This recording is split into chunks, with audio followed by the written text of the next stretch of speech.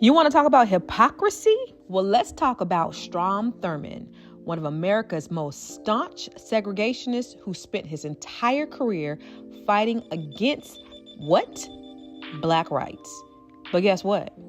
He had a black daughter the entire time, and the way he handled it, unbelievable. Strom Thurmond was a U.S. senator from South Carolina who built his entire political career on segregation and racism. He ran for president in 1948 under the Dixiecrat Party, a whole party created just to fight against civil rights and keep Jim Crow alive. Let's talk about his record. He filibustered against the Civil Rights Act of 1957 for over 24 hours straight. This is the longest filibuster in history, just to stop black people from getting equal rights. He opposed desegregation, interracial marriage, and voting rights for black Americans. This man was the face of American racism for decades. But here's where it gets interesting. While Strom Thurmond was out here preaching white supremacy, turns out he had already fathered a black daughter. Yep. Her name is Essie Mae Washington-Williams. Her mother, Carrie Butler, a 16-year-old black maid who worked in Thurmond's family home. Yep. While publicly preaching against mixed racing, Thurmond was privately doing the thing he condemned. And did Strom Thurmond ever publicly acknowledge her?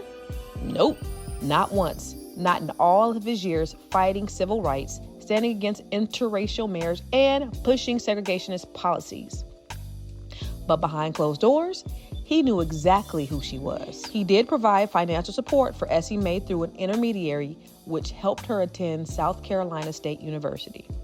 She met him for the first time when she was 16 years old, but their relationship was distant and secretive.